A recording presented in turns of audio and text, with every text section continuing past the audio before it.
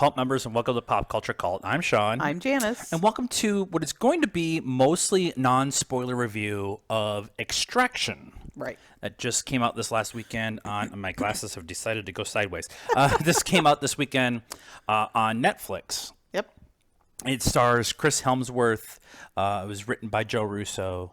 And it is directed by Sam Hargrave, who is mostly known for being the stunt double for Chris Evans. Okay, and stuff. And right. He's directed some shorts and stuff like that, but this was his first big movie. Right. So did he stunt double in this movie for Chris?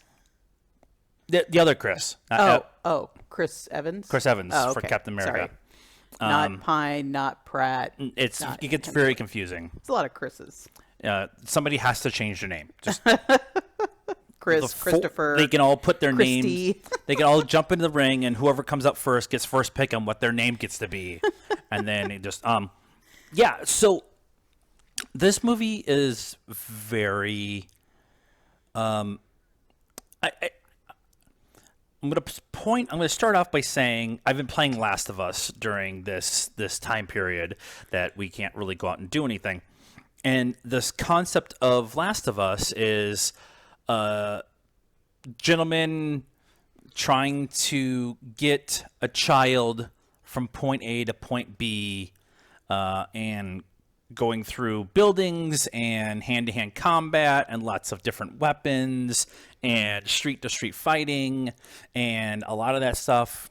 Now, Last of Us deals with zombies and stuff like that, but this movie does not. This is about pretty much a drug lord using a child as a bargaining chip pawn kind of thing Against another drug lord. Yeah. But since I played a lot of that game lately, it very much had that feel in this movie for me.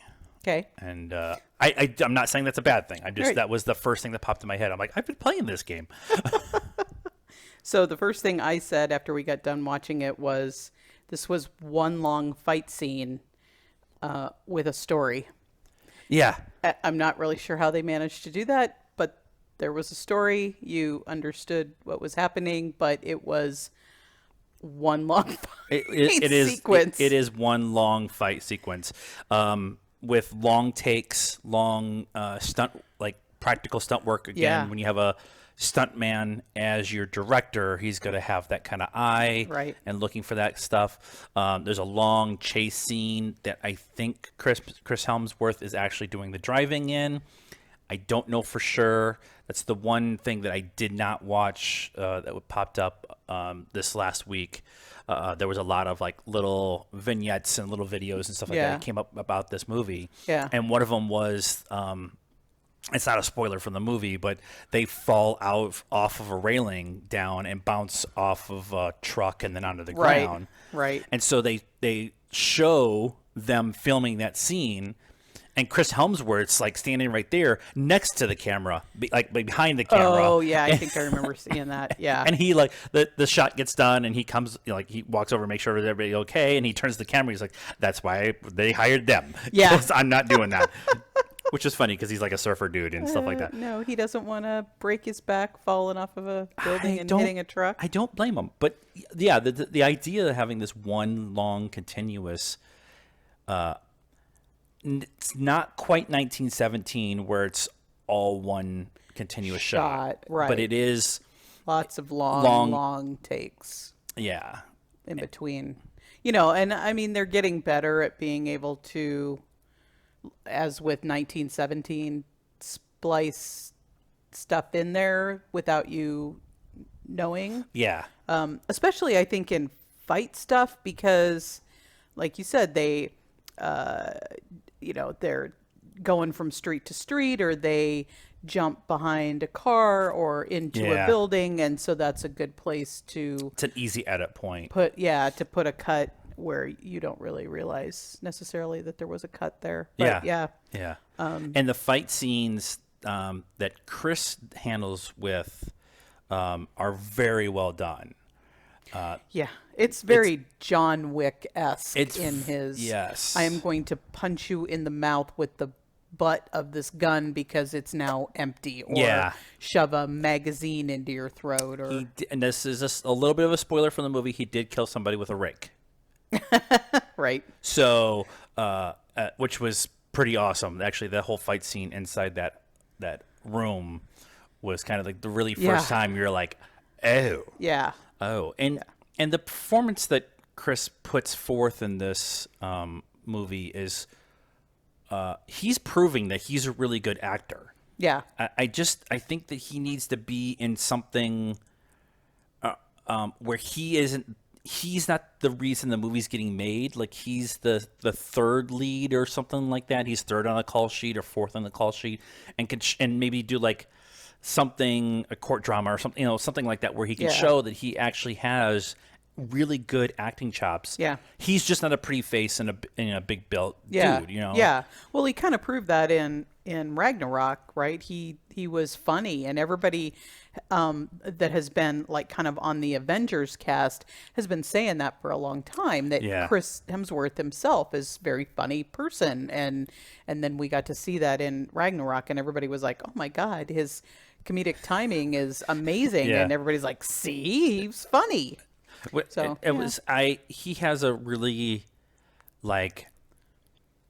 hard makes himself cry scene in this movie, which is really weird. Like there's a lull in the movie, and you get some character building of why he is the way he is, and why he's trying to save this kid so much, and why it means so much to him. Right. And he breaks down crying. And crying is not the easiest, just to automatically cry without really having anything going on in your life is really kind of hard. Right. And he really pulls that scene off. And at the end of that scene, he also that male bravado he was able to make the transition to show that male bravado to kind of pull himself out of it, kind of thing. Yeah. And I thought he was really good in this. The kid, I'm not going to be able to say his name. Ooh. Golishife? No, there's a lot of consonants in places they're not supposed to be. Farahani? It's an interesting backdrop. I don't really know that too many movies have used it, at least in this way, and it's Indian, right? Everybody, it's in India, and I think in Bangladesh, wasn't it? Yeah, I think so. So that was kind of interesting to me, because Americans' idea of India is very Bollywood, kind of everybody's dressed in beautiful clothing, and they all kind of, dance around, and their music is fun. And this was very, dark and seedy and horrible. I mean, there's a scene. I don't know if I want to talk about the kids. Oh yeah, on the rooftop. Yeah. I don't know if that's a spoiler or not, but there's a pretty horrible scene with a bad guy and a bunch of kids on a rooftop, and you can figure out what's going there. on. The backdrop is very much what they did in Rio with the Fast and the Furious movie, where they used the barrio, the shanty town, whatever. And there's a lot of that in India because there's just so many people there, and it's not an overly wealthy country as it is. Right. And so using that as the backdrop, and then having two drug lords, fighting over control of the city, and using the one's kid as this pawn back and forth, really was kind of it's interesting that it came from an American writer. Mm-hmm. And I know Chris is pretty worldly at this point in time, but he's Australian. Right. And everyone else in the movie, except for David Harbour, right, who's in it for a hot minute, everybody else is of that Indian culture, race, whatever. Yeah. And I just thought that was really interesting that was, and Sam Hargrave too is the director, is an American and comes from, so it's a very, I like, it's based off of a book. The IMDb has based on the graphic novel of Ciudad. Kaluda? No, there's no L. Ciudad. I'm sure. Kudad? Sure. Probably an Indian word. Probably. And that's why I have a hard time with English, and now you're going to add a bunch of consonants. It was done in. I would be interested to know if the main protagonist is actually Indian. His facial features, he almost seemed, he had like Aztec features. Yeah. Saju, the other military guy, is that the one you're talking about? Rundip Huda. So I guess he is Delhi Indian. Public School. Yeah. Moved to Australia. So, all right. So, look, we're learning stuff. And I think he's been in some other stuff that we would probably know. I don't know. Talk amongst yourselves. Maybe not. Yeah. But he was. I liked him too. Yeah, he was amazing. Or his stunt double was amazing. Yeah. I just like the way it was shot. Again, it was orangey light.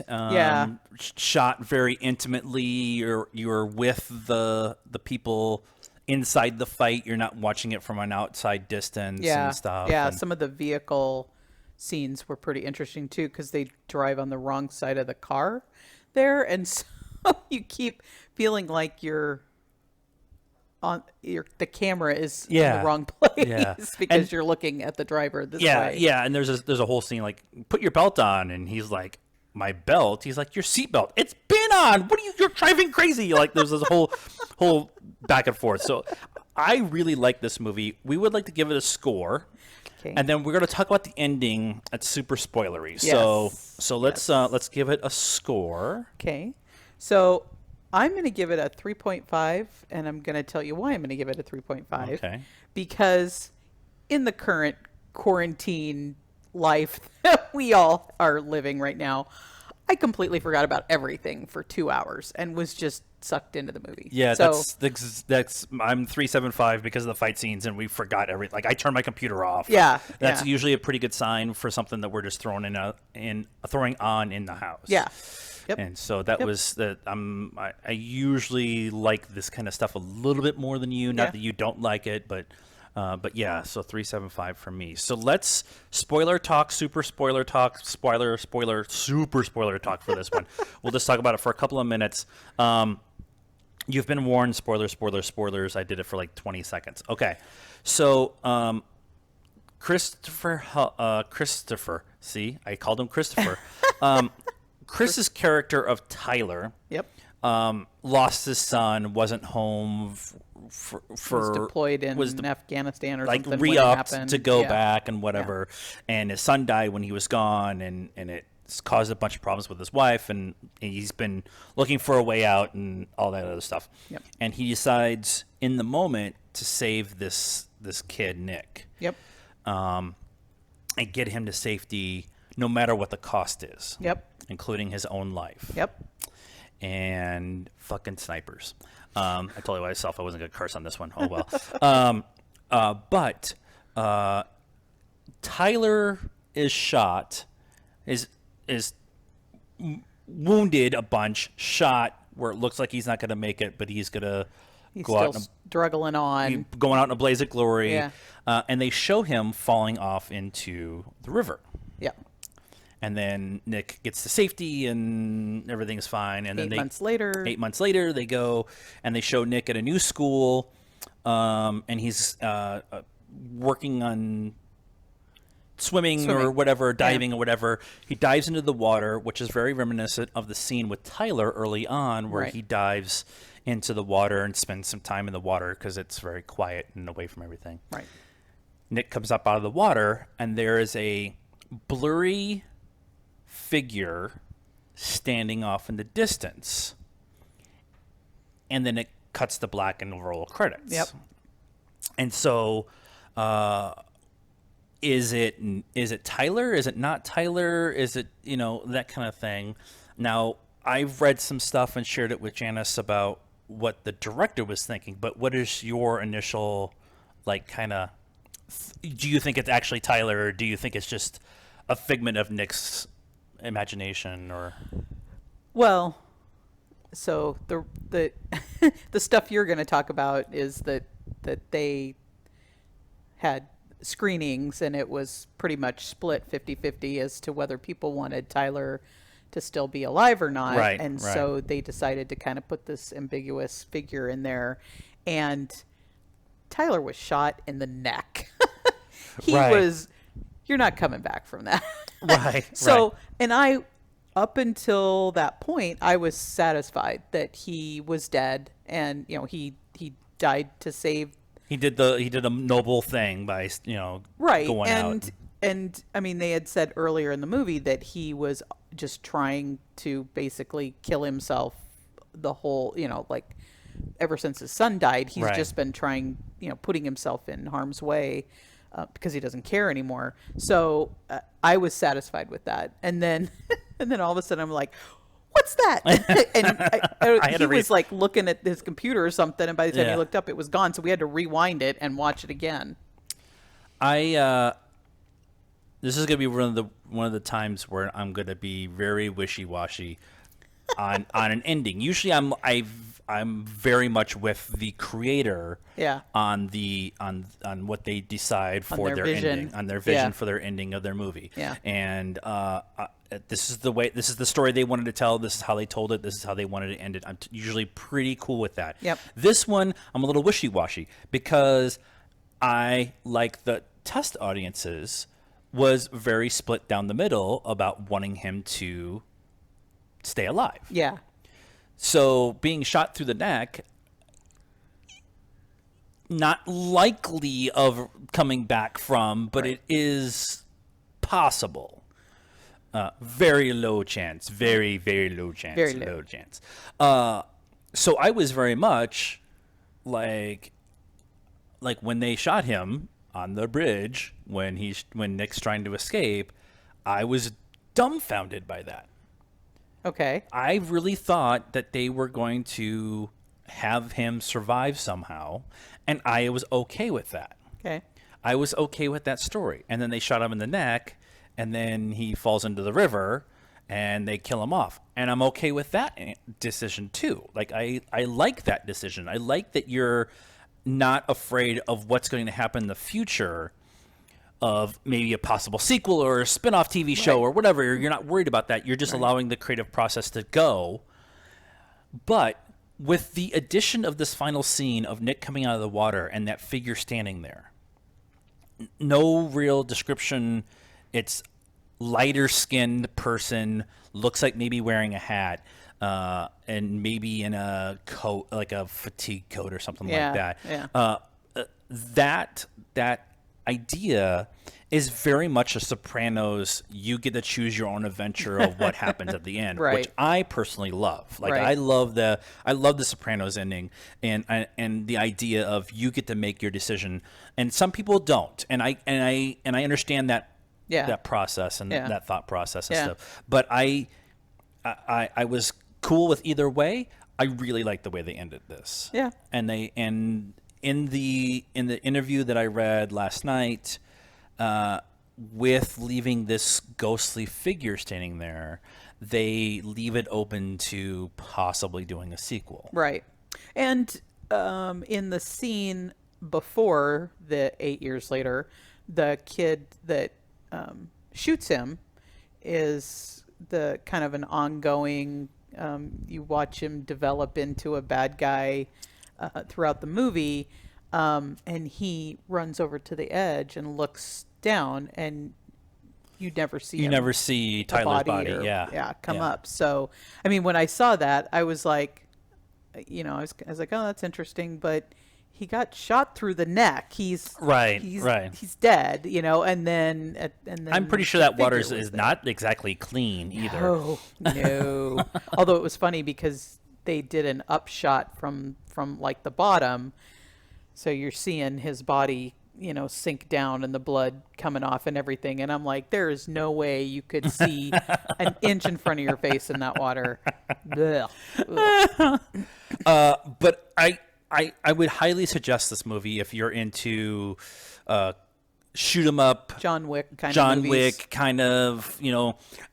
It's not a slight on this movie to compare to John Wick because of the way there's a lot there's it's a cool action movie with a story that brings you in and gives you even more feels for the main protagonist. And that's what John Wick did. That's what Atomic Blonde did. And all of those movies were directed by stuntmen. Yeah, And so I'm feeling a theme. I'm feeling a theme, and I'm really glad that kind of storytelling is being out there. Is this storytelling for everyone? No. Yeah. But for us, it definitely is something that we really like. Yep. So that is our thoughts on Extraction from Netflix. What did you guys think of the movie, our review of it, and all that stuff? Let us know in the comments down below. Like this video, subscribe to the channel, hit the bell for notifications. And if you're on the podcast feed, please follow us there. We're uploading reviews all the time. And what else we do? Oh, yeah. Follow us on all the social media stuff. Facebook, Instagram, Twitter. I've done like 50 of these videos in the last 2 weeks. You think I know what I'm doing. And all those links are in the description down below. We're done. I need a cocktail. So until next time, cult members, if we don't see you, good afternoon, good evening, and good night.